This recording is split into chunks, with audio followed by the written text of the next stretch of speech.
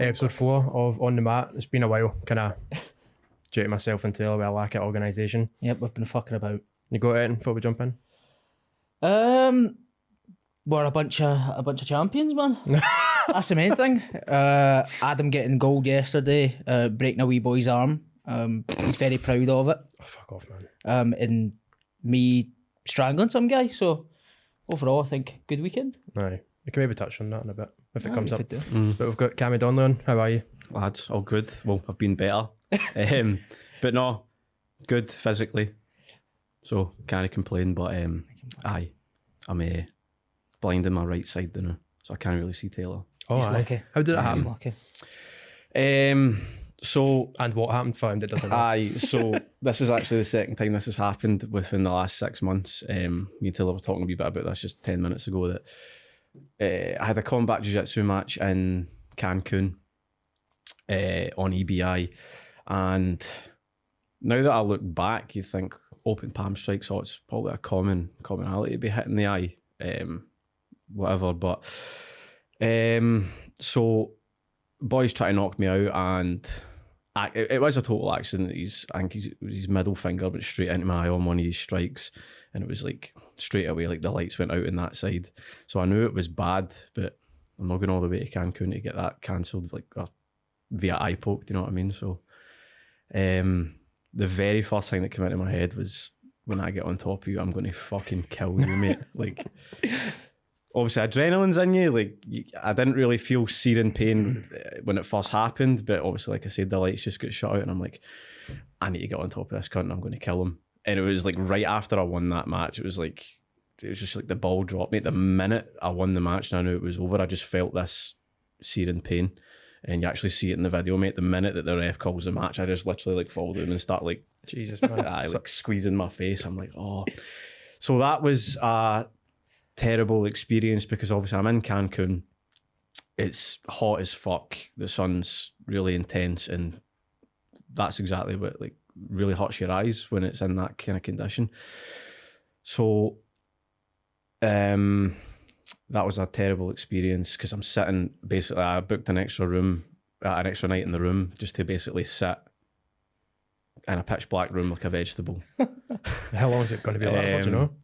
Well, I'd never had any experience with eye injuries before, so it was terrifying, because I'm like, I don't know like what this is going to result in long term, etc. It does heal pretty quickly, but the vision's affected for at least a few weeks. So that was the first time. Travelled home in that condition. It was terrible. Got through it. It was fine. And then a week yesterday, I'm rolling with Ross Murray. Total accident again. But I was saying to Taylor that I'm kind of glad it was him, because he's like a good mate of mine. If it was like somebody I didn't know or like whatever, I probably would have lost it, mate. I just couldn't believe it happened again. So I think I was passing like north-south. I was passing at the shoulder line, and he's like trying to frame up to stop me getting chest to chest. And obviously my head's coming down to kind of try and penetrate the hip line, and he's fucking framing like Freddy Krueger for the bottom. And it just went right in me. And honestly, when it went in, like, I was like, you fucker. But I didn't think it was as bad as the first one, because obviously the first cut was trying to knock me out, but obviously he's just framing. I was like, you fucker. A couple of minutes go by, and I'm like, oh no, man, this has happened again.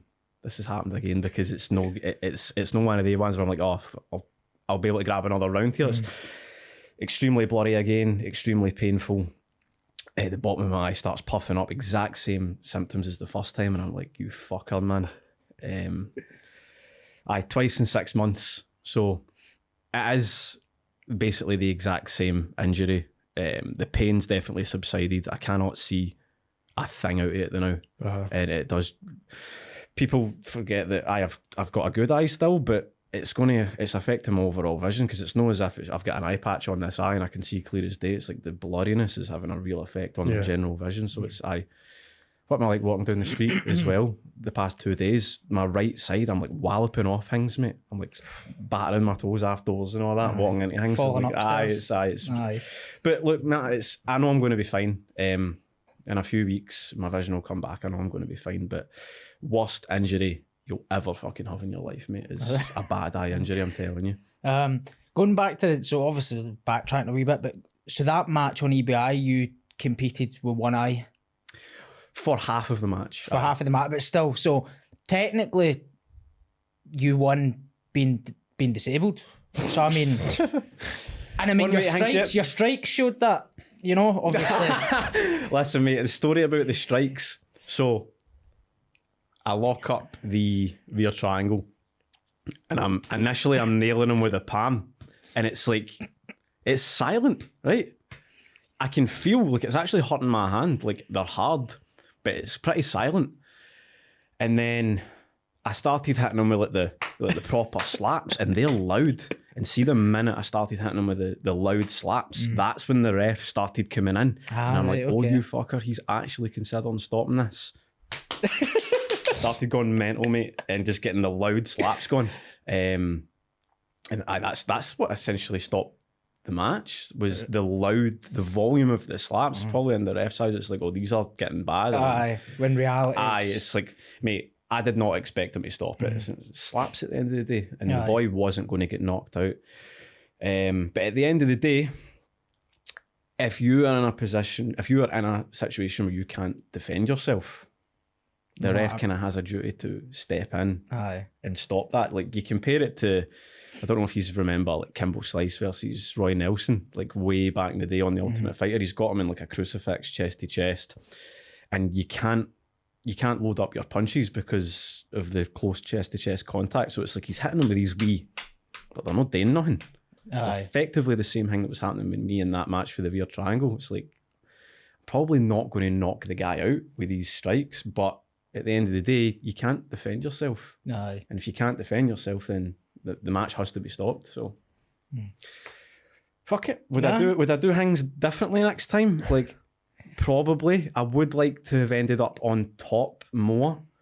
The rear triangle ended up as a result of countering one of his shots with a Yoko Sumigashi, but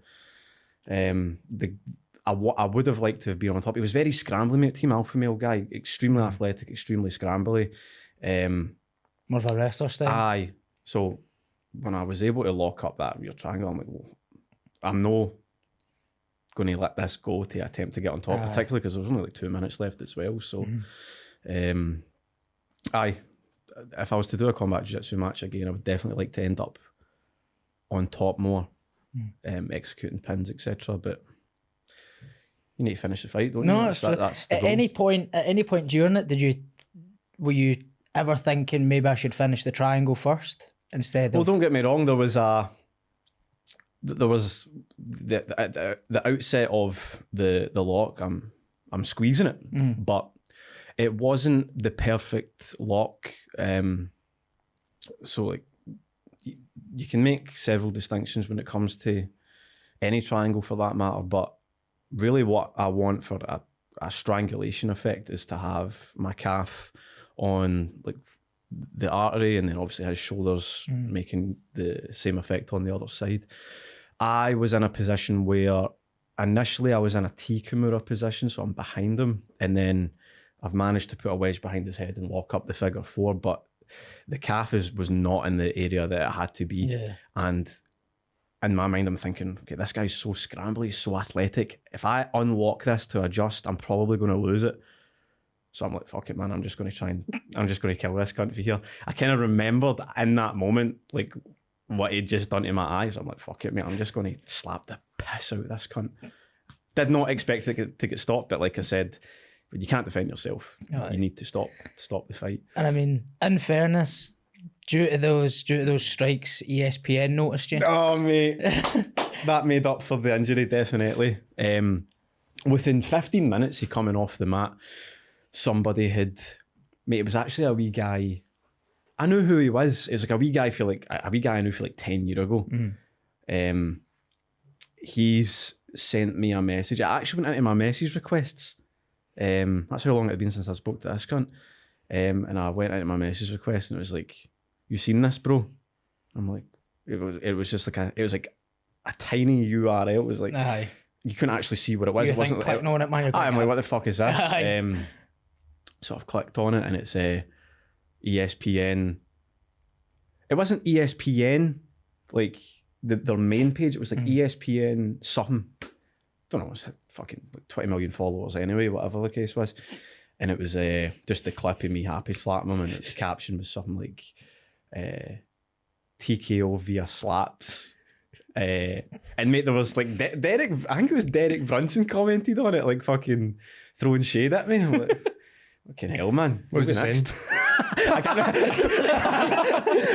mind. I cannot mind what he said, mate. It was something like, why are they stopping it for this or whatever? I don't know, mate. But there were several blue ticks commenting on it. I thought it was cool. And it kind of went like semi-viral. Like, it had like both on Instagram and Facebook, like loads and loads of shares. And the comment section was so good, mate. Go back, if you can find that, go back and look at the comments on that. They're absolutely hilarious. And look, don't get me wrong. Are they the most terrifying strikes? No. I mean, I'd be shitting myself, man. Do you do another one? I would do another one. Like I was saying to Taylor as well, if it's EBI, I was not going to turn that down, mate. I would fight Francis Ngannou in a combat jiu-jitsu match if it was EBI. If the opportunity was there. Do you know what I mean? It was a real bucket list dream of mine to be on that show. And it was really disappointing in the last few years when they moved away from just like normal jiu-jitsu tournaments. So I'm like, fuck, like probably never be on that now. Like I'm not really interested in combat jiu-jitsu. But when that opportunity came up and they asked me, I was like, mate, fucking 100% I'll do it. Going back to like when I first started taking this seriously, it's EBI was like the show that kind of transcended no-gi jiu-jitsu. That's where kind of DDS broke out. A lot of breakout stars for that show, and like I said, it kind of did transcend the game. And I'm like, I was obsessed with that show. I was obsessed with watching the matches, and to get that opportunity, whether it was normal jiu-jitsu or fucking combat jiu-jitsu, I'm like, I'm taking it with both hands, man. It was a real dream come true to just say that I've done it. You know what I mean? It was incredible. And how long did you have to like adjust your training for something like that? I think it was like 4 weeks I had, mate. Because obviously it was a team event and they had asked B team, and B team are trying to get a team together, and it was obviously a lightweight thing, so 70 kilos. And I think Ethan had asked me maybe 4 or 5 weeks out, do you want to be on the team? And I'm like, fucking absolutely. And then he said to me, it's combat, by the way. And I'm like, there was like a wee moment of like, all right, in my head. I'm like, fuck, I'm up for it, mate. I'm up for it. So I 4 or 5 weeks, and I had to tailor my training up until that point. Because obviously my normal game is like, I'm pulling guard. I'm a guard player first and foremost. I like to pull pretty much instantly in most matches because I just like to get straight to work. There's a couple of times where I have not pulled guard, wasted a couple of minutes on the feet, if you will, because I'm not a great wrestler. And then I've like maybe submitted the guy with a minute left to go, and I think to myself, if I just pull guard straight away, I can just get to work straight away. But obviously I'm not looking to pull guard against a pro MMA fighter from Team Alpha Male who's going to try and cave my head in. Yep. So like I need to be realistic. I'm not going to have this crazy dramatic shift in my game in 4 weeks. Like, right, let's work my wrestling, take this cunt down. Like, it's not going to happen. So the game plan was counter his shots, whether it be with submissions or counter his shots. Something I'm very good at is countering shots with throws, hook sweeps, etc. And obviously the threat of a submission. So I took something that I was very good at and just sharpened it. Put much more of an emphasis on that in the weeks leading up to it. I can't be like butt scooting and fucking playing a 2-on-1 butterfly guard game again in this rule set. I knew I was going to end up on my back. Like I knew it.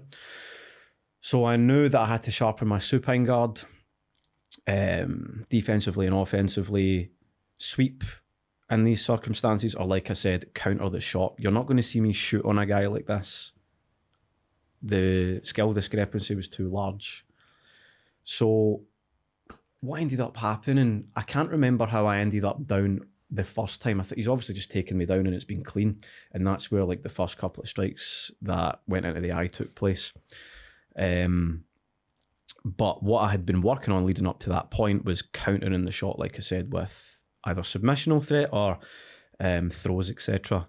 So I was putting a lot of emphasis on countering both doubles and singles with those two things.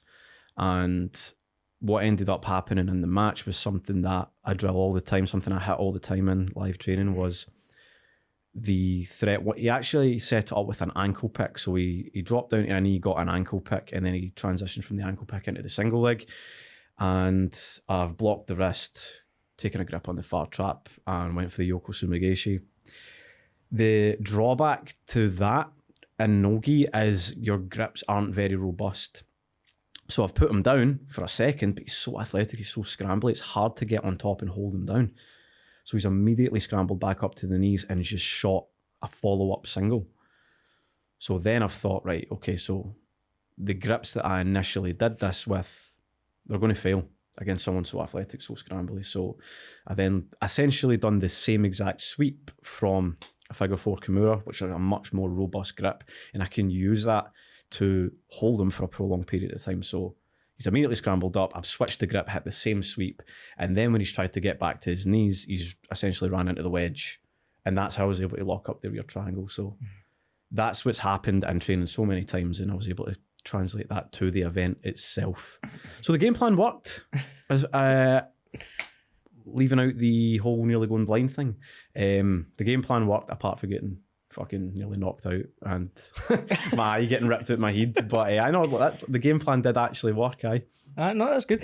You mentioned B team. Obviously, you've went from training at higher level to B team, and obviously getting to, especially with the combat jiu-jitsu, getting to train with like Damien Anderson, who done extremely well. He also mentioned as well that when he got his knockout in combat jiu-jitsu, the whole viral thing. I was listening to the Simple Man podcast and they were talking about it, and seeing my head, I was like, Cammy's done that. He's went viral based on some combat jiu-jitsu. So like training with those guys that are already I guess pretty famous as far as jiu-jitsu goes, like getting to train with them in their level compared to kind of, obviously I'd say compared to Scotland, but compared to kind of UK and Europe and the guys you've trained with in the UK and Europe, how does it compare doing standard no-gi jiu-jitsu with them, and then obviously bringing in the kind of combat? Is there a noticeable difference and shift when the, I guess, these high-level guys, including yourself, have to add in a new element that's completely new? So it's an interesting question. There's what comes to mind immediately is you've got your short-term and long-term goals with this sort of thing. Like my long-term goal is not to be great at combat jiu-jitsu or MMA. It's a hybrid rule set, and I would obviously, like I've mentioned before, I would do it if the show and the opponent and all that was right. But as a short-term goal for me, it was, as I've kind of already stipulated, it was just sharpening other areas of my game that was already good. It wouldn't make practical sense in a short-term basis to try and get good at wrestling. Do you know what I mean? I had essentially 4 or 5 weeks to prepare, so it was a short-term goal. I'm not going to out-wrestle some team alpha male fucking monster. Do you know what I mean? But I knew what I was very good at, so I kind of honed that for that match. But long-term basis, of course, it would be totally different. On a long-term basis, it would then be practical to work on the wrestling, work on your pins, go through the hierarchy of pins to get to a position where it's inherently stable to hit someone without getting pushed off. I think Damien, you mentioned, and Ethan are kind of the same philosophy, where they're not going to change their games too much on a short-term basis. They know what they're very good at. And they're just going to sharpen those skill sets for a rule set like that. But it was also very nice to, once I'd finished that match, like, I can pull guard again in the gym and not get hit. Because obviously, and leading up to it, Ethan was my main training partner. and he's just holding me down in bottom mount and like simulating these strikes, mate. And I don't know if you've seen the clip of him that went viral from like he won a combat tournament and he just blitzed through it, and he's like beating the fucking piss out of the cunt. And he's basically simulating that in me and Jim. I'm like, oh, this is fucking horrible, man. And I can't pull guard against him and rely on like all my all the things I'm very good at. So I'm starting with the feet for him. I'm starting with the feet from the feet, and he's like launching me about it. After the match, it was just great to I can relax in these positions and not worry about getting hit anymore. It was a good shift to work on it, and then but also very happy to come out at the same time. Do you know what I mean? Mm-hmm. No, that's good. You mentioned short-term and long-term goals. Do you think that's something that anyone who wants to compete and obviously get to kind of, I guess, hobbyist level of competition and obviously world champ status, do you think that's something that has to be implemented often, man, and frequently? 100%. I had both short-term and long-term goals very quickly when I got into this. I can remember as a fresh white belt, my first short-term goal was to submit someone in the gym who had an MMA fight. And that was like goal number one. Because I knew at that stage, if I was able to achieve that, there's of course clear progression there, because you are submitting someone who is semi-competent, you know what I mean? It wasn't a pro MMA fighter, it wasn't the best guy in the room. I just wanted to submit someone who had a fight under the higher level banner. So I would know that my jiu-jitsu was quote unquote fight ready, if you will. So there's an example of a short-term goal. Long-term goal or short-term goal, considering when you consider your perspective on this, but blue belt, you just want to get your blue belt. These things are key to keep you grounded and realistic with your expectations. Another short-term goal, well, there were several short-term goals. Submitting someone that's had a fight, submitting a blue belt. You just go up the hierarchy with these things, and before you know it, you're at that stage yourself where you have your blue belt. If I compare this to where I'm at now, obviously, I think I'm at a point now where like the black belt will come soon. So, of course, that was a long-term goal.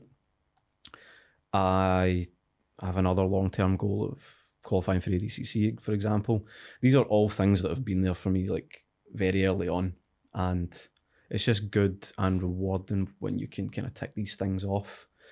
So both long-term and short-term goals, I feel like it's key, and it'll keep you realistic in your goal setting as well. Do you know what I mean?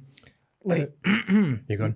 Me and Adam were both at that stage of chasing our blue belt, sadly.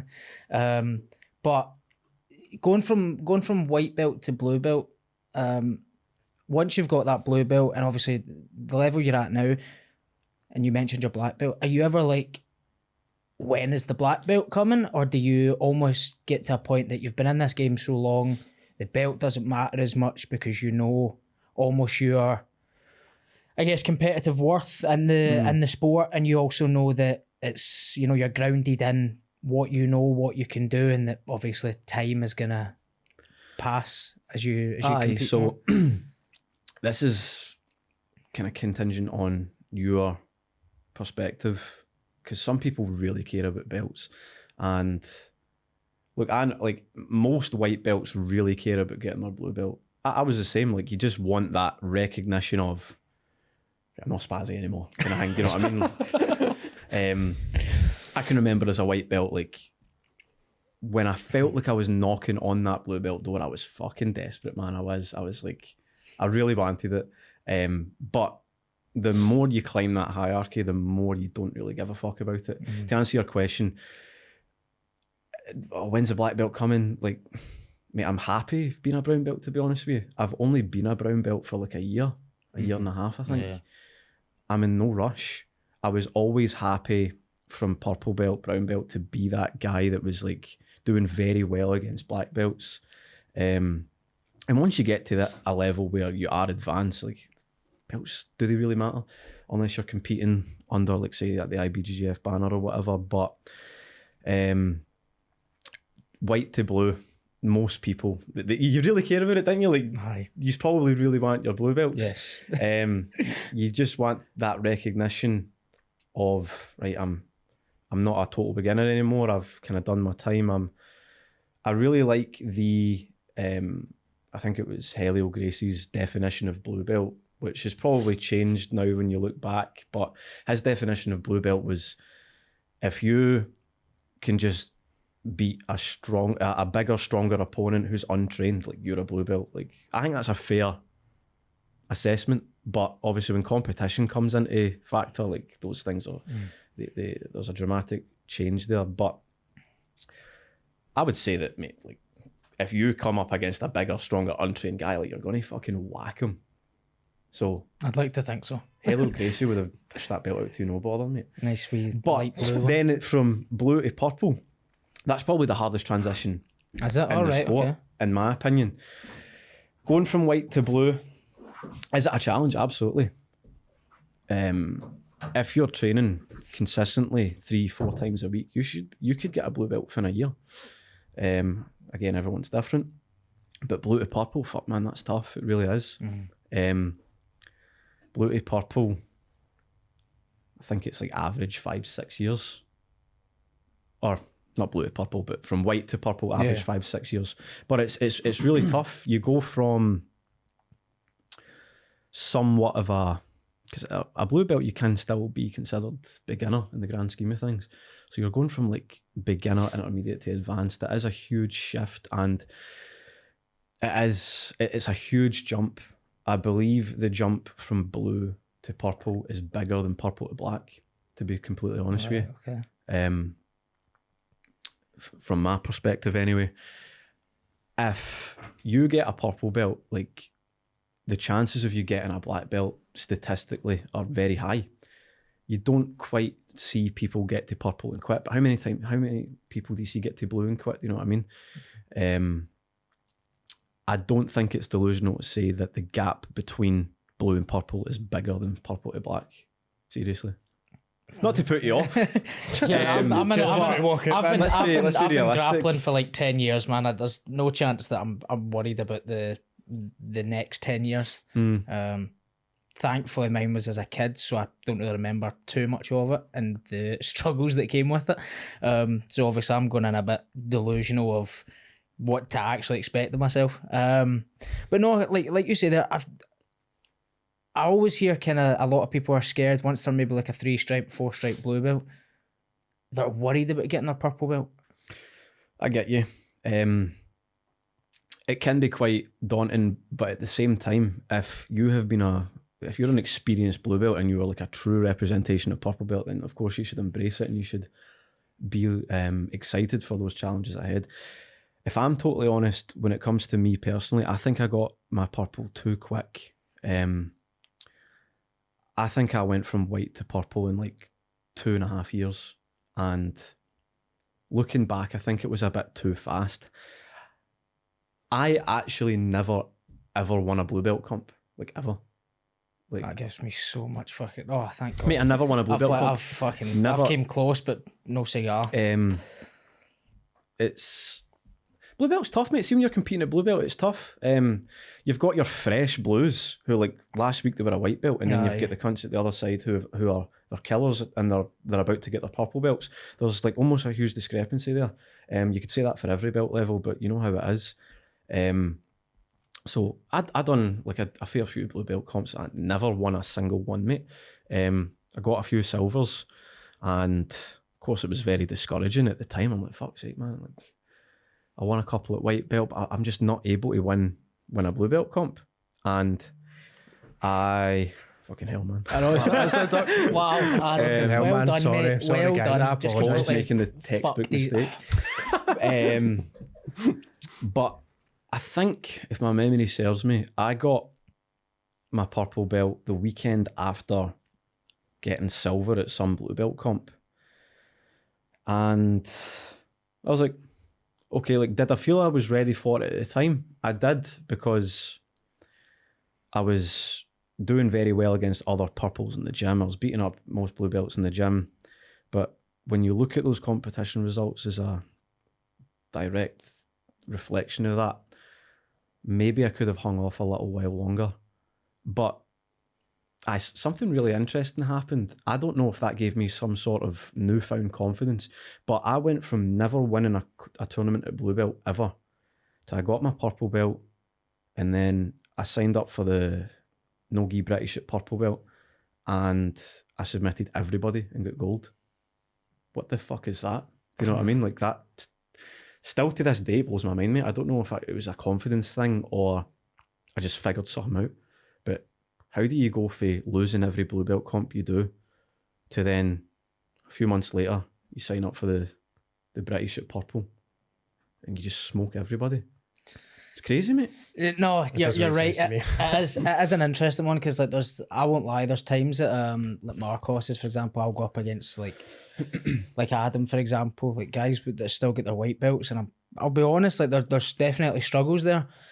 But then I go into competition and I'm up against blue belts because I'm made to, and like there's a switch. I don't know if I've developed it over the years of competing, but just the minute I step on the mat, like when they locked that cage at Goliath yesterday, I was like, this guy's going to fucking die. I was, you know what I mean? Like, walked into the building. I had to cut a little bit of weight. Walked into the building, so I was still a wee bit fasted.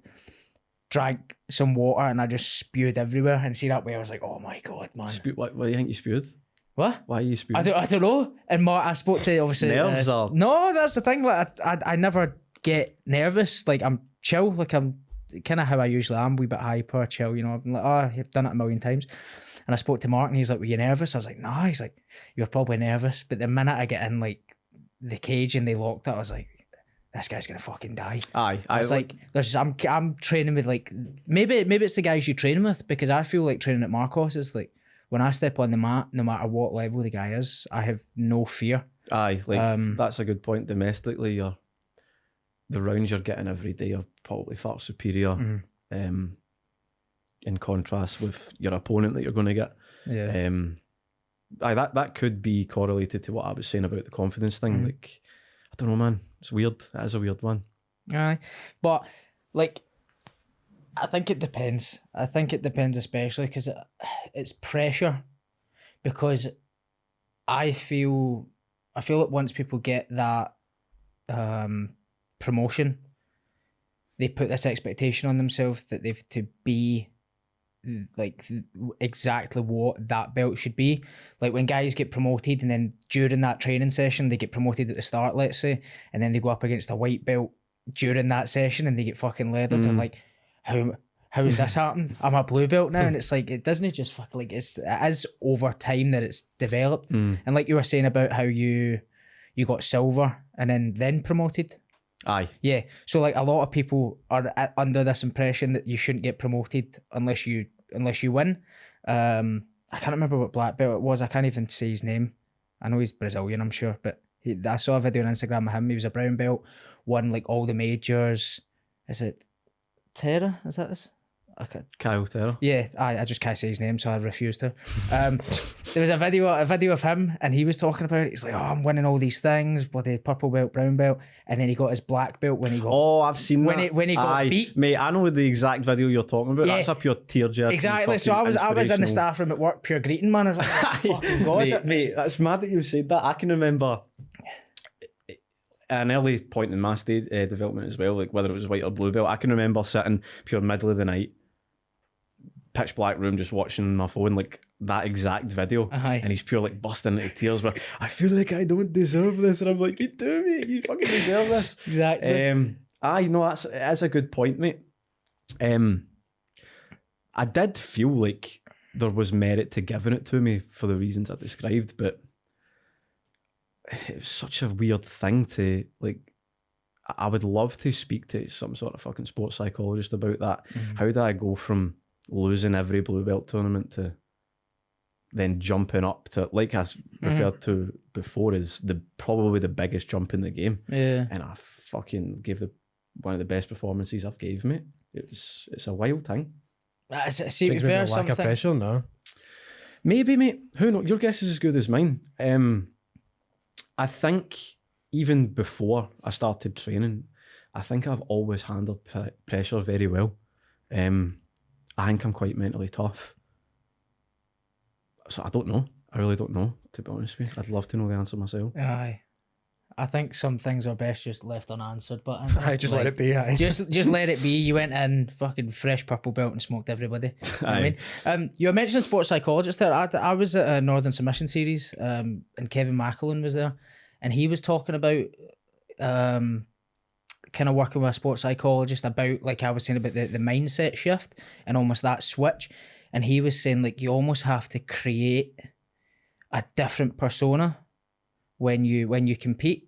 Like when you're training, because I've got this really bad habit of when I train, and I don't know if maybe you did, going from kind of obviously to where you are now, and I don't know if you get it as well, Adam. You do well in comp, and you go back to training, and you get absolutely smoked, and you're like, so I get you. You're like, what the fuck's happening here? But you could go to the next comp and smoke everybody again, and your training never truly reflects, like your rounds in training never truly reflect how you get on in competition. I feel like I've struggled with that on several occasions. My first Grapple Fest match, for example, that almost went to decision. I ended up submitting him with like less than a minute left.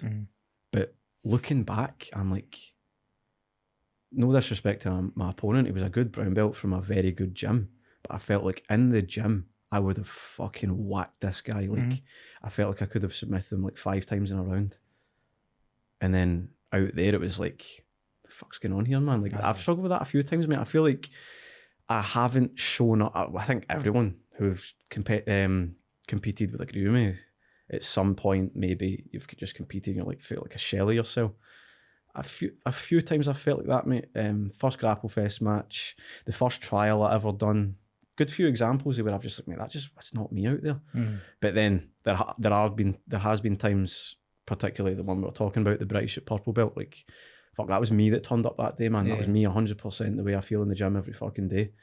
I don't suffer with that every single time, but sometimes I do, mate. Sometimes I feel like that just wasn't me. I'm so much better than that guy, and I just feel like I didn't show my true potential in that specific match or whatever. But no, I think that's a more common thing that people give it credit for. And maybe some sort of sports psychologist would be able to give you some advice on that. I would obviously love to turn up at every match or fight 100% of my potential, you know what I mean? But it's not something that happens to me all the time, but sometimes it's definitely happened to me, man. I'm going to pose a wee question to you here. Do you think your opponent might be thinking the same thing? Potentially, yeah. 100%, mate. Like, there's maybe he could offer so much more problems to me than he gave to me on that particular day. 100%, mate. Maybe that happens to all of us. But some people just compete very fucking well, mate. Aye. Who springs to mind when you think of somebody that just fucking, like J-Rod? Yeah. Mate, holy shit, man. Spends like the first 2 minutes of every match getting whacked, and then he's... Mate, the best example of that was, obviously, you could say that for nearly all of his matches when I actually think about it, but he had a match against Giancarlo Bodoni. I think it was on like a WNO. First minute or two of the match, he gets fucking foot swept, back taken, arm trapped. Like, this is done. And I think maybe it was that thing in his head where he's like, when I get out here, you're fucking dead. And he got out, he escaped the back situation, and he pasted him for the rest of the match. But unfortunately, at that point, Giancarlo had racked up like 6 minutes of control time. So regardless of what J-Rod could have done in the remaining portion of the match, there was no way the decision was going to be swayed. But I swear to God, go back and watch that match. It was a 10-7 pasting the minute he escaped back control. So fucking impressive. But that kind of touches on the mindset thing. Maybe it takes that for him to go, you're fucking dead, mate, when I get out of here. I feel like with that, especially with that situation like you're saying, maybe it's a case of the worst has happened. You know what? I've felt this guy's best. Like, what could go wrong? Like, you've literally you've had your back taken for 6 minutes and you've survived. What's the worst that could happen now? True. You get subbed. He's not thinking that. He's thinking, I'm going to do everything I can to pass. And I had the same way Shawnee Stewart. Like, obviously when he rolls with me, he's messing about, man, because he fucking ragdoll me if he wanted to. Oh, sorry, just kicked your foot. But I was like going for a pass, and that way that I was like, oh no, this is a black belt, and I kind of pulled out a Setting bit. traps. And he's like, go 100%. He's like, if you don't get it, you don't get it. He's like, but going less than 100%, you're almost guaranteeing you're not gonna get it. And like you were saying there, it's probably just a case of, he's like, this is this guy's best. I've been trapped for so long. The worst that can happen is obviously he gets subbed, but he's not going to be thinking that. It's now, like you were saying, I'm going to fucking kill this guy. Yep. And the same happened with like Andrew Tackett when Big Dan put him in that footlock, and he got out and he looked and he went, it's nothing, and then slapped him in the face. I think he broke Big Dan mentally in that match. Well, exactly. And I think that's the case, especially on the day stuff. You might be the more technical guy, but to me, I don't think that matters as much as on the day. All it takes is for these guys with all these mad routines and rituals and stuff, all it takes is for that to be thrown out of whack, and all of a sudden they're completely fucked. You know, like Gordon Ryan, obviously being as autistic as he is, if he forgets to take his gear that day, like, how's he going to perform? You know what I mean? I'm just saying, like, I was listening to Craig Jones, you know, autism and steroids, man. Aye.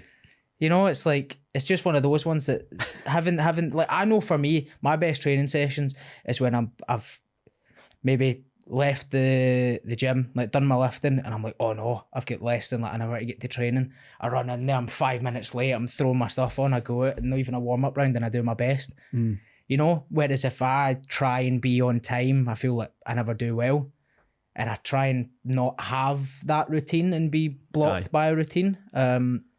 Speaking of that, do you have anything in particular, ritual-wise? With regards to competition? Yeah, well, competition training, like, do you like to be in a specific state of mind or do certain things before you act? No, really, mate. I try to make, in my mind anyway, like, I try to make very little distinction between competition and training in the gym. I feel like that's the best way. I don't feel like it's wise to build it up as a huge thing, because at the end of the day, it's the same thing you do every day, and you start to make this distinction, then it's just more pressure, and you're just creating more pressure for yourself. So I just try to eliminate that distinction. And my friend Pierre gave me like some solid advice, which I've tried to implement a bit more of. Like, I would always warm up before competition, always. But he done my corner for one of my Grapple Fest matches, and so like, right, I'm on in like 15, 20 minutes. I've warmed up. Let's just kind of maintain this level and we'll go for there. And he's like, no. And I'm like, what do you mean? He goes, mate, you're nowhere near warmed up enough. I'm like, how? I'm fucking roasting, mate. And he's like, do you do your best work in the gym your second round or your fifth, your sixth round? And I went, yeah, that's a fucking great point. Second round, I'm warm. Yeah. But I don't feel like I'm in that pure flow state. Whereas round 5, 6, you're like pissing with sweat. Aye. And you just feel like an animal. I mean, that's a fucking great point. So essentially after that, I just started like warming up to the point where like I'm actual fucking sweating, like not to the point where I'm like extremely fatigued, but like, you know, like I'm round 5, round 6, and I felt like that helped me. I feel like if we're going to talk about a ritual, that's maybe the only thing that I do now. I don't want this to sound like, oh, I would do like a 2-minute warm up and like, oh wow, I've just realised the benefits of warming up. Mate, I would warm up. Like I was warmed, you know what I mean? But then Pierre's like, mate, you need to be fucking like sweating here. Round 6. And I feel like that made a fucking huge difference, mate. I'm going to take that way, is it, the next one, man? I just done that a 2-minute warm up. Mate, honestly, yesterday, man, it's fucked. I was always the same, just a wee warm up, wee loosen off. It was so funny, mate, the way he done it. It was just like, no. And I went, what are you talking about? He's like, mate, you're... And then he used that analogy. When do you do best, this round or this round? I'm like, right, okay, put it on me. Put it on me until the guy fucking calls my name.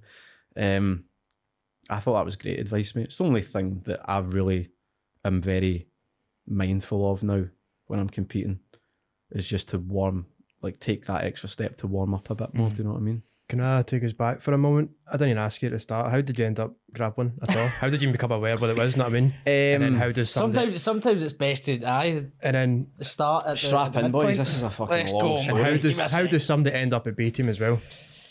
Right. So I'm gonna get comfy here. I can tell. I'm strap in, boys. Get a snack. The way I got into it was very generic, and it's something you've all heard before, right? Like, you're a fan of the UFC. So you asked, that was kind of like a two-part question. How did I get started? Like I said, generically, I was a fan of MMA. How did I end up at B team? If I didn't believe in destiny, I do now, mate. I swear to God, man, this stems from when I was like 8 years old, right? If it wasn't for something that happened when I was 8 years old, I would not be training with these guys. Listen to this, right? So, it was a drizzly Tuesday. No. So, like, if we go back to the very beginning, just a generic fan of MMA. I'd watch every event. Me and my pals at the time would fucking like roll about the carpet and try and fucking do the moves that they were doing. And I was really into it, mate. Like, I can remember, like, after finding out like the names of the submissions, I'd fucking like YouTube them and that. It's like, oh, triangle choke, how do we do this? But it never went further than that. I was just a fan of the sport, and I was really keen on like having that base knowledge of the sport. But I never really pursued it to a point where like, let's start this, let's start training in this. So I'm maybe 17 at the time, and I met a guy through a mutual friend, and somebody started talking about MMA, and then he had mentioned that he trains at a gym. I'm like, oh really? Like, I honestly didn't even know that there were MMA gyms in Scotland. That's how naive I was, and I'll touch up on that in a bit, how that makes more sense. But basically, I said to him, like, where do you train? He goes, Whitburn. High level was in Whitburn at the time. A wee gym down in Whitburn. Started going there. He's like, you should come, and I'm like, I will, mate. Why have I never done this before? I'll come, aye. So that's how I got started. Generically started doing MMA, done MMA for years, and then just had a natural attraction to jiu-jitsu through that. But to answer your question of like how I end up getting with the B team guys and that, so mate, everything, it's a very arbitrary chain of events. Something that a lot of people might not know about me is I've lived in several different countries growing up. Born here, obviously. Went to school in Airdrie, and when I was 8, we moved to Marbella. This is relevant to the story. I'm not just throwing my life story out there. This is relevant to the story. So moved to Marbella, and I get thrown into a fucking prison of a school, mate. It was rough, man. And it was an all Spanish school. Like, there was 2 other people in the entire school that spoke English, and they were mutual friends of my parents, which was what influenced the decision to go out there. Obviously, it's a better life for my parents, and it's like, oh, they're thinking, oh, it'll not be bad for Cam. He's got their boys, they can hang about with them. It's not as if he's going to go over with any pals, etc. He's got flung into this school, man, and it was a really fucking rough time. Like, imagine being put into a school at 8 years old and you can't talk to anybody. Nobody speaks English. You don't know a word of Spanish. The teachers don't know a word of English. It was hell on earth, mate. Anyway, how's this relevant to the story? A couple of years into that fucking hellhole, it was like the teacher just, like, a new boy joined the school, and it was almost as if he was just dumped on my lap, because this is 2 years in. I'm pretty good at speaking Spanish at this point. And this Canadian boy gets enrolled into the school. So I'm like maybe 10 at this point.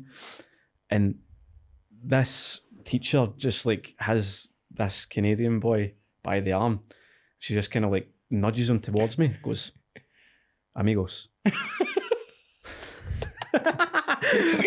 And I'm like, right. So when you're on holiday in it, you just meet up boys like using it pals for a while. So he opened his mouth, he said hi. And I'm like, wow. Wow. An English At this point, you can't even speak English. You're just so invested in Spanish. So I was fucking so excited to have someone, not even in the school, somebody in my classmates, they sat him next to me. Oh, I'm like, oh my God, I can actually fucking speak English again. Like, mate, don't fucking take that for granted. I swear to God. See, like, when I look back on that, holy shit. Anyway, boy was for Canada. And as a result of not being able to speak to anyone, well, for him at that stage, but I was well equipped enough to actually communicate with fucking other people at this point. But I knew how he was feeling. Like, I knew how tough this first couple of years was going to be for him. So obviously, try to be a good mate. I'm trying to be there for him. As a result of that, we became like very close pals. A few years later, he moves away. And obviously that was gutting for me. I'm like, fucking lost my wee English speaking pal. It's all over. I'm back in the fucking Spanish school with all the fucking animals, mate. This school was... That's a different story, how fucking bad this school was, mate. It was like a Venezuelan prison you see on the telly, mate. It was bad. So he moves away and we keep in contact for the next 10 years over Skype, right? Fucking... I hadn't seen him in 10 years. So I'm now 18, right? Fast forward all the shite. I'm now 18. I moved on from Spain. We then moved to Florida. I went to high school in America. That was exponentially fucking better, can I just say? Again, that's another story to how life was over there, but I'll just to cut to the chase of the fucking story. I want to hear that as well. We'll double back on that, right? We'll double back on all of that, but moved back to beautiful Airdrie. From Marbella, from Orlando, moved back to beautiful Airdrie when I was 14, I believe. So fast forward, I'm now 18, and the Canadian boy's name's Abner, right? My Canadian pal. I think at the time I had a girlfriend for years at that time, like for like 15 to 18, which at that age, that's quite a long time. And like me and her had just broke up. And I don't know why that was the fucking catalyst for saying to Abner, like, I'm going to come and fucking visit you, mate. It's been 10 years. Could have done this at any point. Aye. But I don't know why that was the catalyst for, right, it's time to fucking go and get out there in the world. So I've said to him, mate, I think it's time to fucking come and visit you, man. He's back in Montreal, Canada. So this is obviously relevant to the story because I'm maybe 6 months into jiu-jitsu at this point, right? This is after I'd met that boy, higher level in Whitburn, blah, blah, blah. So this is where the arbitrary element comes into play, where I'm going to Montreal to visit Abner. That's the sole reason I'm going. So I get there. Oh, mate, how's it been? How's fucking life? Haven't seen you in blah, blah, blah, this many years. A few days into that trip, obviously I'm a fan of MMA, we've spoken about that. I'm like, Montreal, GSP's for here. He's like, oh, GSP, like obviously GSP to Montreal is like what McGregor is to Dublin. He's a fucking huge superstar. And I'm like, wonder where he trains. Does he train in Montreal? So he had no fucking clue. So I'm doing a wee bit of Googling, TriStar Gym. Punch it into fucking maps, 5-minute drive for Abner's house, mate. Let's go. And I'm like, destiny. This is my calling. No, kidding on. It was more like, Abner, I know you don't train, you don't have the fucking slightest clue what this is. I mean, you know what MMA is, because like obviously everybody knows GSP, but like, do me a solid. Come with me. We'll partner up. I'm still a fucking white belt. I've only been training 6 months. Exactly. It's not as if I'm fucking some sort of expert. I'm almost as clueless as he is. Right, I've trained for, like I said, 6 months. So we go in, we basically just we fanboys scouting for fucking GSP. Really, like I really just wanted to go to like see if I could meet GSP. To be honest with you, I may as well go and get a session while I'm there. Blah blah blah. So we go in and sign up and all that shit. GSP wasn't there for the first day. Heartbroken. So right, do this class while we're here. But I turned up early, so before the class they had rolling. So obviously I say to Abner, like, you can obviously jump in this if you want, but as a day one beginner, it's like you'll know a clue what today's going. No, I'll watch this. He's like, I'll watch this. You jump in that, and then I'll do the class. I'm like, right, cool, mate. So the first round, when I walk onto this mat, first guy that comes up to me is a young Ethan Krellinston. I knew it was getting to this point. So if I was 18 at the time, Ethan was maybe 21.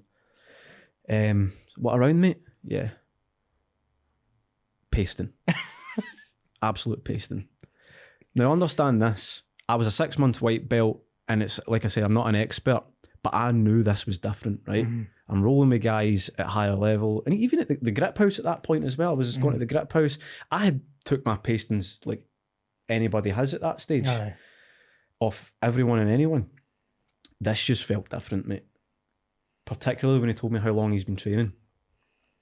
So he beat the piss out of me, and you need to understand that nobody in the world knows who Ethan is at that time. So he's my first round, and he gives me this abuse that I've never quite felt before. And I just assumed that's just standard here. Do you know what I mean? That's probably, if he's that good, then how good's that guy? Do you know what I mean? Hindsight, like he's the best guy in the room at that point. So the class then starts, and then Ethan goes, right, everybody, let's get started. And I look at my pal and I'm like, oh, thank fuck, he's the coach. Oh, brilliant, I feel much better now. I thought that was just like standard guy.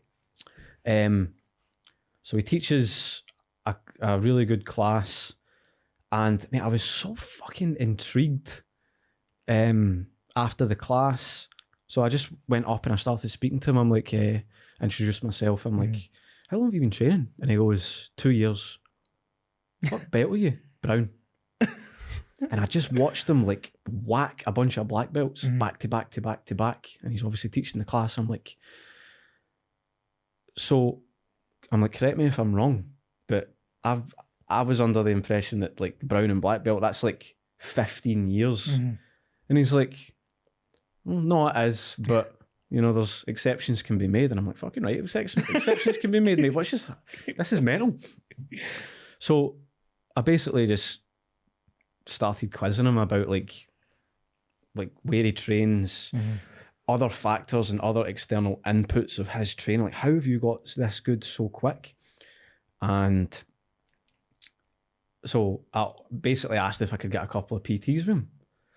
So this, you're well aware of the arbitrary element to this now, where this was a total fucking accident. Like, I went there to fanboy GSP because it's 5 minutes down the road, and my pal who lives in Montreal, who could have lived in fucking Switzerland, but he lived in Montreal. Destiny, boys. Destiny. I need to rewind a second here. See when you asked him how to get that good. What did he say? So, I don't know what he says. Right, we'll continue.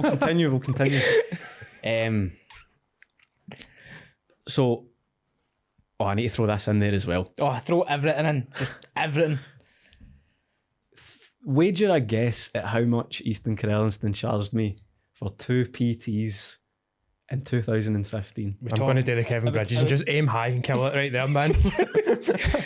400 quid. This is 2015. Nobody knows who he is. Mate, he had like 400 followers on Instagram at the time. How reasonable guess at how much he charged me. Pounds or Canadian dollars. Oh, right. Which is we'll just say exceptionally worse than for two. I'm going for 2 hours of Ethan's time. That's a solid. I'm going to say like you take the guess. I'll embarrass myself, man. No, I'm going to aim low. I've got a feeling he's said fuck it, man. I'm going to say like 60. fuck, I don't even know the conversion rate. No, don't worry about conversion, right? Just think. Like, Just say it in pounds. Just get pounds. I'll give you quids. 40 quid. Adam. For 2 hours. One. Nah. You think it's going to be low? Some people are nice. I would say it'd be high. One. The reason I'm making a big deal out of this is because I just, like, every time I see Ethan, like, I just kind of remind him about this, and I'm like, mate, this is a good one. 120 pounds. Aye. Something like that. Taylor was bang on. See, fucking. See, this is why I didn't want to fucking guess. I hate I know, losing, mate. man. 40 beans, man. Well, close. It was 50 Canadian. Because obviously the wee deal, it was like $30 for a PT. Aye. You want 2, I'll do it for 50. So I'm like, right, I'll take 2. 50 Canadian dollars for a PT with Ethan Crellinston, 2. What a guy. See now, mate, now he charges like 300 quid. Let's go. Rightfully so. He's Aye. the best fucking featherweight in the world, in my opinion. But anyway, so I got a couple of PTs with him. And of course, I think most cool moves at white belt's going to blow your mind. But even when I look back with the knowledge I have now, I'm like, oh, fuck me, man, wow. So I just wanted to throw that in because I thought it's fucking hilarious that he gave me 2 PTs for 50 Canadian. That's class. That is class. Ethan, if you ever watch this, I should still definitely cash If he ever, in. when he Still watches definitely it. cash in on those. When he watches it. Cash in on the prices. So, so I started asking, like, to your question, like, what did they say when I said, how'd you get this good so quick? He's like, I go down to New York whenever I can and get training down there with those guys. And I'm like, oh, fucking GSP not good enough, mate. And he goes, well, for MMA, but I'm not an MMA guy. I'm like, so what's the script in New York? And he goes, Henzo Gracie's John Danaher. And I'm like, no, it must be good. He's like, yeah, he's pretty good. That John Danaher guy. So obviously I was so naive to it.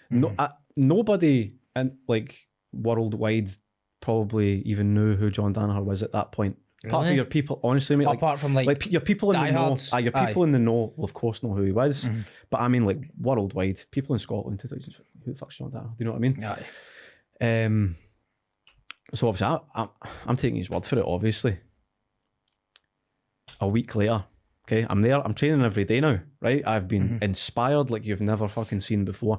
I was meant to only go once, especially out of respect for Abner. I'm like, I'll just go. I'm here to visit you. Like, I'm not here to train. I was just fucking inspired so much that I went there every single day, PT with Ethan, train with Ethan. A week later, Oliver Taza comes in. Oh God, mate! If things didn't already fucking make a shift, holy shit! So Oliver Taza walks in, and the minute he walks in the door, Faraz Sahabi like stops the full class and hands him a brown belt. I'm like, oh. Who's this guy, blah, blah. And Faraz says in the speech, another unprecedented brown belt after only 2 years training. And I'm like, what? I'm like, what the fuck, man? So it's like, this is no accident. This is indicative of a fucking phenomenal training program. Yeah. You've got 2 guys in the same gym who have got brown belts in 2 years and they're wrecking all the black belts in the room. Now, how many gyms do you go to all across the world where there's one exponential talent? Do you know what I mean? Aye. 2 guys, 2 years. My mind was fucking blown, right? So that told me everything I had to know about the competence of what was actually going on here. So the rounds start, and I am sitting out on purpose because I want to see Ethan roll with Taza. Mate, Taza taps Ethan with an inverted heel hook, and I'm on the side like fucking Joe Rogan, and the boy next to me is like DC. We're like, oh, Fucking and I'm shaking like, like what fuck. the fuck, man? What the fuck? And the boy next to me goes, he's just come back from New York. Oh, the And I'm leg like- locks, man. Oh God. And I looked at the boy and I said, what the fuck is happening in New York? Taza, how much are you for PTs? I know. You're like, fuck Ethan. Taza. No, but I like, you all know how it is when you have, like, say, an instructor or somebody that's just a beast and they kill everybody. You almost never see them in a bad position. Yeah. You see them get tapped and it's like, wow. Right, so I see Taza tap Ethan with an inverted heel hook. I was blown the fuck away. And I was like, how is this possible? I thought Ethan was like the GOAT. You know what I mean? Still is the fucking GOAT in my mind, let's be honest. But so basically, same thing. I go up to Taza. I'm like, are you training in New York? He's like, yeah, I'm just back. And I'm like, right, what's the script, mate? Where is this gym? Blah, blah, blah. This is how I get introduced to DDS. So straight away, right, I'm training with these guys for the remainder of my time in Canada. Cheers, Abner, for changing my fucking life here, bro. But catch you after. I still speak to him all the time, mate. Good. To training now? No, he doesn't train. Like, he gave it a shot. Come on. He gave it a shot. The only, like, I know jiu-jitsu's not for everybody, right? If you don't enjoy it, you don't enjoy it. If you don't like hugging men, you're pretty much fucked at that point. That's it, mate. That's what I've learned. But as someone that obviously loves and has this like burning passion for jiu-jitsu, it's a wee bit sad for me that he was present to all this and didn't understand and he just, if you're not in it, you're not in it. Aye. But that opportunity that was obviously, it was at my feet, that butterfly effect, if you will, it was exactly how I got to where I am today. So if he had been inspired like that, like, he could have been fucking great. Do you know what I mean? So it's a wee bit sad from my perspective. But anyway, I leave Canada after all of that, and I come back as a white belt and I tap a black belt with a heel hook. Let's go. He's learning. And I'm like, Spider-Man. Let me guess. He looked at you and he's like, what the fuck are you doing? This is some scummy stuff, because I know that a lot of people disliked leg locks and heel hooks and when they started coming in. Pretty much. It's something that you've heard John talk about time and time again, was this niche part of the game where I have now spent X amount of time in this position, and even though you're a black belt, you have also spent X amount of time in this one given position. As a white belt in this one niche domain, I had more knowledge. Yeah. Now, there's obviously a whole precursor to this of like getting to the leg, etc. That was obviously still hard work against the black belts. But what you need to understand as a white belt, the black belt would let me get to the leg and then I would finish him. And then he would come for me and fucking, try and kill me and all that stuff. Funny when you look back on it. But so obviously after that happened, I'm like, okay, like, I recognised that I was like, at my feet here was this incredible opportunity. Just, you need to go back out and seek these guys, because what you felt and what you're currently doing now proactively yourself, like, this is like some pretty cool stuff. So went to New York ASAP after that, like very soon after that I started going to New York. And that's basically how all that started, mate, to really just answer the question. That's how all that happened. That's how I met all those guys, started training with Danners guys. I'd go out there every year for as long as I could. And then obviously COVID, they moved to Texas, and that takes us to where I am now, mate. So how do you balance it now? Do you still head out every now and again, or how do you? So now I try and spend a third of the year in Texas. Okay. Would I like to, mate, pretty much the more time I can spend there. don't fucking We need to say get it. a bit of context Don't say for it. Aye. the people who can't see. My girlfriend Alison is shaking her head no. Yes. But look, it's the reason.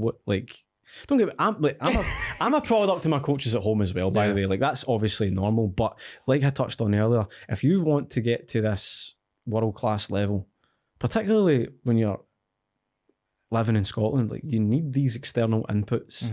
Like, you need them. So I think for me, what works currently is I spend a third of the year in Texas, and you kind of break this down, and it's like, amongst that, I have like a third of the year in Texas just for pure development. I have a third of the year here where I just, train, whatever, and a third of the year where it's like I just coach. Do you know what I mean? All right. Okay. So it's like a third development, a third sharpening what I know when I'm back here, and then a third of my time coaching, obviously making a living, etc. So that's pretty much the very long story to. It's an A absolute fucking belter story, enjoyable man. one, I know, but man. that, like, because that's, Mate, when bringing you on, I didn't want to just be like, fucking beat him, but since we're here, it is beat him. I'd be allowed to ask about drama and beef. Can we ask now? Can we? Well, recently, with the, what's your take on it, right? Whether you're obviously through there, it's going to be a bit different, right? Through there, you know what I mean? Just down the road. Obviously, it's going to be different because you're with the guys. You know, you're seeing the reactions firsthand, and they can see how you're responding. When all that kind of drama's happening, I can imagine you were here with the most recent. Yeah, you were here when the most recent ones were happening. Do you just sit and piss yourself laughing at it? Do you message? mate, it's not my battle. It's not like I get pure offended. No, I don't even mean that. I just mean in the sense of like, are you just going the typical Scottish route where you just fucking laugh at everything? Aye, mate, and you're it's just like, who is this? Like, I do it like that way, like Gordon takes offence to everything. You're like, mate, who do you think you are? Like, calm down. Because at the end of the day, we know that's what it is, right? Everybody knows Gordon Ryan is fucking the best of all time, right? We know that, but see the amount of times he has to tell people. It's like, big man, clearly you've got nothing else. Aye, Nothing else to look, offer. mate, like when it comes to like, you can't argue with Gordon when it comes to like technique or jiu-jitsu or anything like that. But fuck me, man, that's like all he's got. Like if you hit him with some like funny good patter, he's just hitting you back with I'm better at jiu-jitsu. I'm better than you. But that's the sign. It's weird, but it's weird for a guy that good where it's fact of how good he is. We can see it. We can literally watch it every year. But how almost insecure he seems. Like, mate, if somebody says, do you know what I mean, rip the piss out of you, like, calm down, like, fire it back, learn to... It's the same with, like, Big Dan, he's the same. Like, Stoomboy was pure bamming him up in there. And Big Dan's like, mate, who are you? Like, what is this?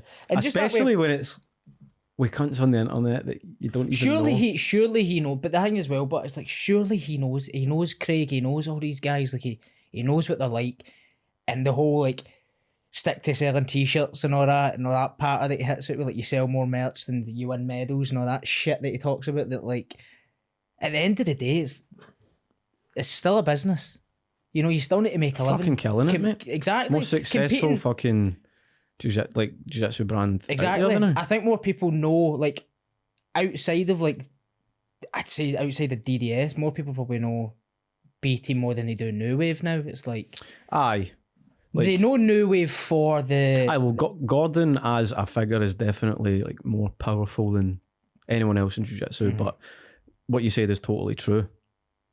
Where you could ask, you know, maybe a new white belt where Craig Jones trains, like they're going to know. Where does Gordon Ryan train? Obi Danaher. But aye, you know what I mean? And it's always that. It's like, who do you know from New Wave? Gordon Ryan. Most people don't know. And I'll be honest, I hardly know most of the guys that train there, you know. But yes, B team, I know a lot more guys because it's guys that actually look at it and I'm like, I like their style. I like how they, when it comes to competition, they are 100% serious, as much as obviously Craig Jones makes the jokes about coming second and fucking all that shit. At the end of the day, if you don't laugh, you cry. But just that way, when it comes to competition, they're 100% serious all in. But when they train and they go throughout their day and their life, they're enjoying it.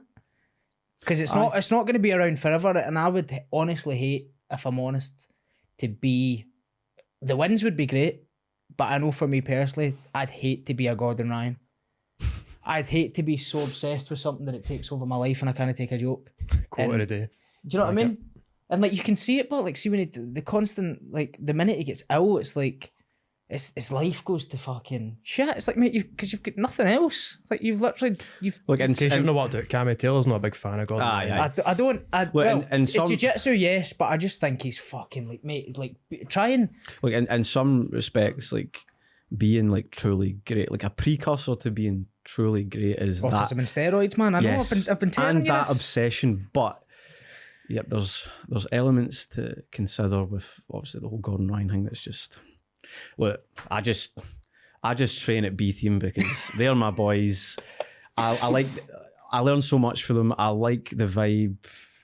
So, you know, it's just for me. You know what I mean? Nah, with the stuff I said about Gordon Ryan, I do genuinely think it. But if there is a guy to obviously look at for best of the best stuff. It is. Like, obviously, Of I'll course. give him his credit there. I just think, mate, you're fucking like a 26, 27-year-old man. You can't take a joke over the internet. Like, come on to fuck. I think that's why, see, we're talking about GSP is like a hero. I think that's partly why. Obviously, he's the best, but he's also, he's just such a gentleman and all, man. Mate, He's just the tell absolute you something about professional, you know what I mean? GSP, man. So, rightfully so, by the way, when you go to most gyms and like you're like the top dog or whatever, it's like particularly like in classes, typically the best people will always just partner up with the other great people in the room. They have a habit of going with the same people, etc. Mate, my second trip to TriStar, GSP was there a lot more often for whatever reason, and obviously everyone's partnering up. I don't have a partner. I'm a blue belt. He doesn't know anything about me. I could be a fucking day one white belt for all he knows. He comes up to me because he saw I didn't have a partner. Do you want to go? I couldn't believe it, mate. Like, he didn't know anything. Like, normally, like, people would maybe do that. Oh, I don't quite know this guy, but I know he's a purple, brown, black belt, so I'll go with him. Yeah. Mate, not only was I a blue belt, but he didn't know me or all that stuff. And he just saw that I didn't have a partner and he goes, do you want to go together for the drills? I was like, fucking absolutely, mate. You have no idea how jealous I am right now, man. It's like Mate, my he favourite fighter is of all time, man. mate, he's a pure outlier, like with how friendly and how humble he is and all that stuff. Like, how many people, like, I can honestly say for myself, if I'm in a room that I'm familiar with, and like I'm gonna pick my partner accordingly. Like, I'm not ashamed to say that. But he comes over to me. It just shows you what the type of guy that he is, that he came over to me. He's like, I seen you didn't have a partner. Do you want to do the drills? I'm like, wow, man. What a fucking guy. That's quality, man. That's fucking Yes, And mate, that's he's well known for that. Like, he does it all the time. Fucking legend.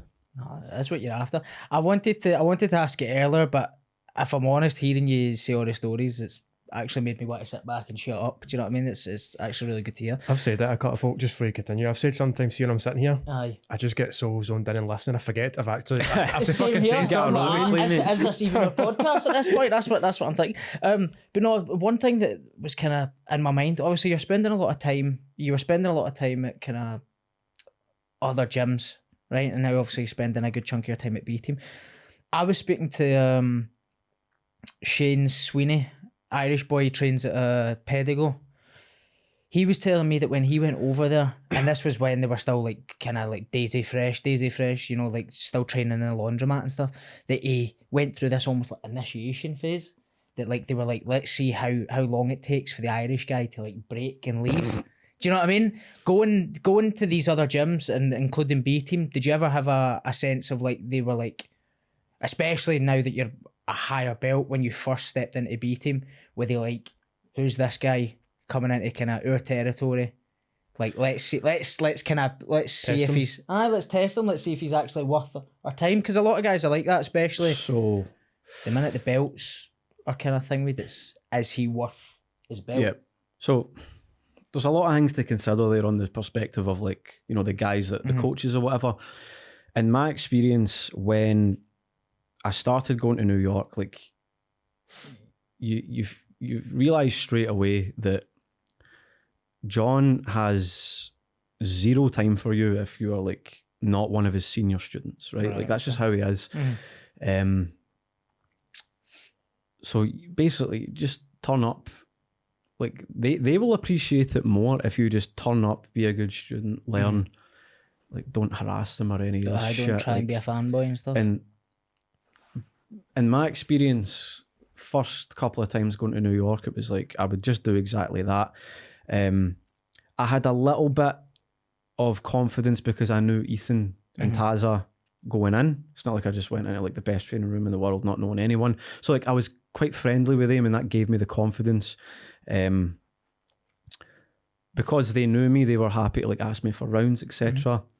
I didn't, like I said, John's only really interested in his senior students, so it's like you're not going to really go and try and like wow him or whatever.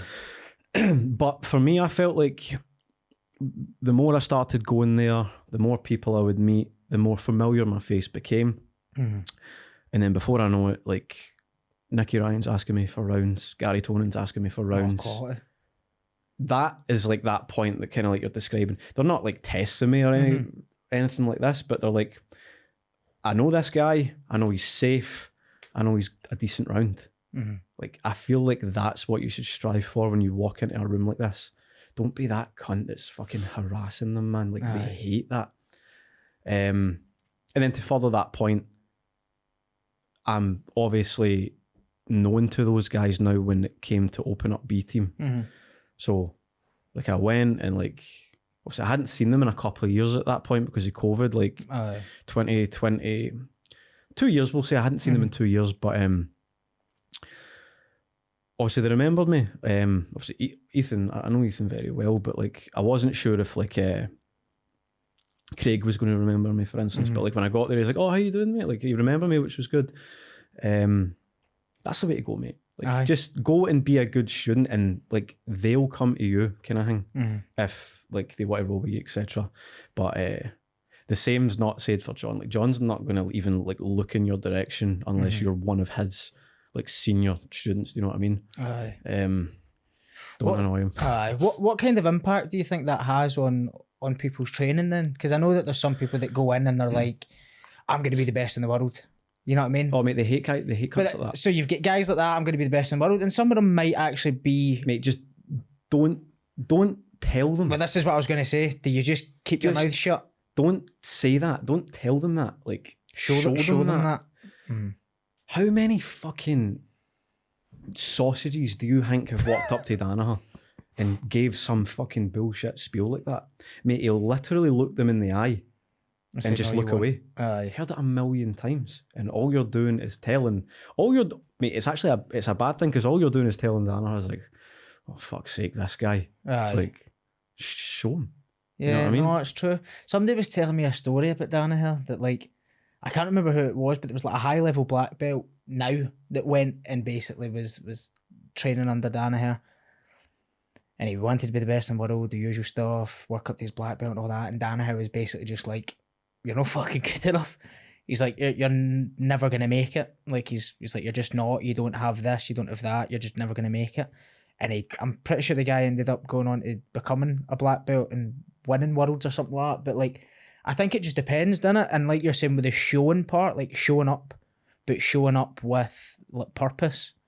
Because I don't get me wrong, when I first started, I told Jack Brown I was going to fucking win ADCC trials. And I fucking, do you know what I mean? I was like, I'm going to win ADCC trials. And he's like, okay, mate. How old are you? 22. Mate, it's not unrealistic, I think. No, I know, but at the time I was like hardly training. And obviously I was...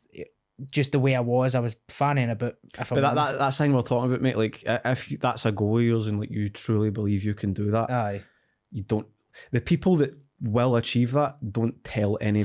They don't go around saying that they're going to like do it. You know what I mean? They have the confidence. If someone's asking them, like, do you feel that you could do that? Like, I feel like I could do that. But mate, John Kavanagh gets that shit all the time. But obviously, like, people walk up to him and tell them that they're going to be the next McGregor. Mate, I can't tell you how much they hate that shit. They just fucking cringe and they just won't take you seriously at that point. Just have you been okay, pal? Just go in, be a good student, and if you are truly like of that level, like they'll ask you for rounds. Do you know what I mean? And don't fucking be that cunt. Because I know there's a lot of Scottish guys like going. I know Lewis Penny. He's going to New Wave, I'm sure. And I think, hopefully, this should be out before he goes. So hopefully he sees it and fucking learns not to fanboy. I'll tell him when he's in, because I'm going to be in Amsterdam. Don't look down on him. And he's flying from Scotland to Amsterdam, then Amsterdam to Texas. So when he comes to my hotel in Amsterdam, I'll tell him to not be a wee dick and just fucking keep his mouth shut. Imagine Taylor telling you not to be a wee dick. How ironic, man. I know, mate, but it's annoying. I feel like I walk into any room and I'm just like, big smile on my face, happy, and everybody's like, oh, who's this cunt? I'm like, mate, I'm just happy, enjoying myself. Have you not done any questions? I've got questions, We're going to... Quite impressed how long it took to actually get to this point. What do you mean, this point? Because, no, like you were saying at the start, like, taking that professional route now where, you know, it just goes with the flow. Fucking Took a good amount of time. Have you ever watched it? Have you before? What? You've not watched this before, have you? I've seen the clips. Seen the clips? It's just at the end. We're going to have 1,000,001 clips for you, man. B team. Gordon Ryan, just tag him. The butterfly effect. Oh, honestly. Like, mate, honestly, like I say this all the time. Like, fly hook turn one. I know, like, not everybody believes in destiny, right? Fair enough, but you can't tell me that everything, like where you are now, everything derives from a butterfly effect. Everything, mate. The reason we're sitting here right now today is it's based on a decision you made. It's correlated from a decision you made how many fucking years ago, mate. If my parents didn't take me to Spain when I was 8, I wouldn't be fucking sitting here talking to you right now. He would not be sitting here. So I'm right into all that shit. On my podcast, he would not be here. It's incredible, like, what's happened as a result of that. Do you know what I mean? Totally changed the course of my life. Mate, it's great, man. I love it. But no, the questions thing's just like random questions. But the first one I want to ask is one we ask every guest. Can I ask something first? Just before, just one behind, right? Again, you know what? School That's just why we're here. I guess we'll ask him. No, this is why we're here. Fucking ask anything. School in America, is it like you see in the movies? How was it? 100%, mate. It is exactly like it is in the fucking movies, mate. I don't know if that's a good thing or a bad thing. But do you know something, mate? Like, now, I don't know if this was just down to like me being naive or whatever. See, when I like think back, let's just say I could, a genie comes up to me and says, right, I'm going to make you 14 again and I'm going to put you back in American high school, but it's like set in 2023. I'd be like, fuck that, mate. I'm not getting fucking shot up. You'd get fucking. Whereas see back then, mate, man. Back then. Oh no, man. I love it, but that's what we need. Look, don't take it back now. I'm not going to take it back, but could that be considered an irrational fear? Yes. Absolutely. But look, mate, I didn't have this irrational fear when I was of that age. Maybe that's just my subjective experience that's led to that fucking perspective. But I would be fucking terrified to go to school in America until these days, mate. Whereas back then I was like, oh, this is a life. But to answer your question, mate, it's exactly how you see it in the movies. Like the fucking cunts are actually getting stuffed in lockers, mate. It's unbelievable. Oh my god! And you've got all your wee cliques, like the fucking the goths and that, the jocks, the goths, the fucking these cunts, that cunts, the nerds. It's true. It's exquisite, mate. You go in, it's exactly how you see it, and that was a great experience, mate. Going to school in America. I'm still in touch with boys that I went to school with. Like I went on holiday. Touching boys. Wow, good one. When I went to Florida on holiday, like fucking, I don't know, 5-6 years ago. Like I'm linking up with all the boys that I went to school with, mate. It's fucking class. It's pretty sick, man. That's brilliant, mate. I'm not going to say anything else. We'll tell shouts and making. So I've never go. Mate, listen. Ask away. But go for it. See, to be fair, this could be the beginning of something for us, man. You know what I mean? 10 years time, I could be Barton fuck out Ethan Krellenston. Who knows? Because of this day. Educated guess. Probably not. Nah. But you never know. Mate. I think I could out wrestle him. And Nicky Rod. Mate. Nah, maybe not, actually. See, like, I like the confidence. I know, like, Ethan's obviously, he's done 2 ADCCs. I think his first ADCC, I think he won his first match, lost his second to AJ. Pretty sure he dominated him, but he lost in points. And then obviously the last one he's lost to Cisneros, but mate, like, oh, it's class. The competition results there, like, isn't a natural reflection of, like, mate, that guy is he is the best 66er on the planet. Oh no, I believe it. I think a true representation of like Ethan's potential was when he fought Fabricio Andre. Did you see that match? I don't think so. Mate, so impressive. Launched him on his head, took his back, and strangled him. Yep. And I think he does the same to Baby Shark. I think he does the same to fucking Cabrinha's son, mate. He's so good. I truly believe he's the best 66er in the world right now.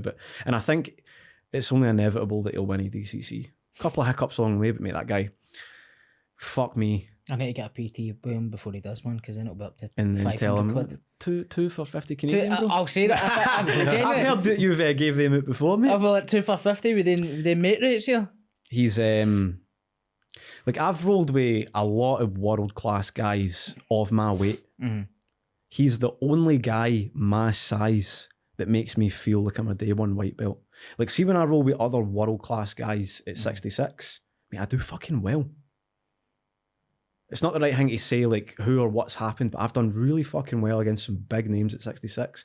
Ethan makes me feel like a day one spastic. Aye. And he'll hold me in mount. And if he wants to hold me there the whole time, he will. If he wants to submit me, he will. If he wants to just go back to neutral and pass me again, he will. Aye. It's an absolute fucking pasting. He's that good. That's how I felt wrestling against Michael Pixley when they came over. Genuinely felt like I'd never wrestled in my life. Aye. He fucking bullied me. Some serious levels, man. He's the only guy that to ever make me during a roll be like, mate, I give up. And he's like, nah, we've still got 2.5 minutes left. I was like, "Mate, please fucking. I was like, I'm done. And he just absolutely pasted me in front of everybody. And I was pretty upset. It's good to feel that though, mate. See, to be fair, I'm much better off now. Like I'd give him a big cuddle if I saw him now. But no, so a few questions we always ask. The main one is always controversial opinion. Right, I've thrown a good few about, right, and it doesn't have to be. It doesn't have to be jiu-jitsu related. It can be like just something you've thought about that maybe not everyone agrees with. And obviously, if you've got a few and maybe one of them's a bit too extreme, that's the one you should say. But if you don't want to say it, mate, 2023, man, we better be careful here. That's a really good question, mate. Just shows he's not fucking watched the podcast. It's fair. Guess shouldn't he watch it? You should experience it. I've seen the clips. Jack Brown's big head. A controversial opinion. I think the first one that comes to mind, I think this comes to mind is because I was talking about this like a couple of days ago. I'm getting nervous here, man. No, Danny's was the worst. It can't be worse than Danny's. It's easy for me to say this because I'm a brown belt in jiu-jitsu, right? See if you're a man. Listen, it's controversial. It's controversy thing. If you're a man and you don't have the skills to defend like your family, your wife, your girlfriend. Oh, that's not controversial, mate. You are a fucking... Say it. What would Andrew Tate say, mate? Say it. Oh, no, stop, oh, mate, my stop. Controversial to the next level, man. Basically, what I'm saying is, as a man, I feel like it's your duty to have those skills, to, like those prerequisite skills to defend your fucking, like, your girlfriend, whoever it may be. Otherwise, you're a fucking bitch. Aye, no, I mate. that, man. Is that? Am I delusional in saying that? No, I just had a conversation with a boy called John Hamilton. Good cunt. Uses this studio a lot. It was just talking about a confrontation I had. Wasn't it? It was like a drunk guy, right? And he actually said this. That's exactly why. Because I had my nephew in the house, had my missus in the house, and he's like, that's exactly why I want to get back into something. Mate, here's a good thought provocation for you. Like, see the first few days that followed my eye injury. Right. I live right next door to a shop, like right next door. I'm going to be holed up in my room for a few days, maybe go and get a packet of crisps, fucking bottle of juice. Do you know what entered my mind when I thought about walking next door to the shop? See, if somebody starts on me, I'm fucked. Is that how your average cunt feels every day? Probably. It's scary, mate. Probably. And that's why that led to like that being the first thing that came to my head was, I feel fucking vulnerable here. At those first few days, somebody tries to mug me, somebody starts on me, somebody fucking hurls abuse at me. I'm like, you know, you can pull guard. Do you know what I mean? No, but I'm like, mate, I'm not going to be able to do anything about this. I understand at the time, I couldn't open. Mate, I'm like walking down the street with my hat like this. I can't even open my eyes. I could, like, know what I mean? Boy, man. So if somebody was to start, I'm like, I'm fucked. Like, is that how your average guy feels every day? Obviously, you're non-delusional guys. Yes. You get your cunts out there that have never been in a fight in their lives and they're thinking, oh, I'm fucking I'm this and that. See red. Exactly. Let's take the fucking clowns out of the equation. You're rational, non-delusional people. Is that how they feel all the time? Like, would you be able to fucking defend your girlfriend if some guy walks down the street and like just grabs your bird's arse and like, are you like going to be sitting there and you're not going to do anything about it? I'd grab his ass. fucking blast, fucking turn the tables. No, it's funny you say that because after ADCC, like there was a few drunk guys outside the Golden Lion, and like one of the boys came out with his bird, like one of the competitors. Those are the exact scenarios I'm and that's talking the thing. about, And the guy, this is why these you two need drunk guys were like, you need a base level of these he's skills like, for these reasons. and he just screamed, he's like, I'll grapple your bird. He's like, and you'll do nothing about it. And see my heat. I Exactly, was mate. like, Exactly. And look, look. You don't need to be a fucking trained assassin to not be an idiot. Like, right, I'm just going to ignore that cunt and I'm going to walk away. Like, I was about to say, would I do the same? Yes, but I've got previous for not doing that. You should absolutely just avoid it and walk away. I've got a anyway. PSA. We'll not talk walk about away. that. Here's another like thought provocation. Like basically what we're saying. If you're about to walk in a let's say like a party, right? You're about to walk into a party. It's full of steaming cunts that you don't know. Like you've got a mutual pal, that's why you're there, but it's full of people you don't know. Right before you walk in, wee genie comes up to you. I'm going to take away all your martial arts knowledge. How would you feel walking into that house? Vulnerable? Aye. Well, I would anyway. Aye. Do you know what I mean? Like, it's just an extension of what I was talking about earlier. Like, in my opinion, if you're a man, you don't need to be a fucking world champion, mate. Get a base level. And I'm not talking about jiu-jitsu either. Like, box from time to time. Aye. Just do something. Base level of defence. Like, as your man, if you're a man, I feel like that's your, like, you have a duty to do that. That's my fucking controversial opinion, man. That's fair enough. No, I agree completely. It's definitely something that I think a lot of people should look at and maybe start to not even just that, but for yourself as well. It just makes it obviously there's just once you start building these relationships, there is a lot more to defend, if you will.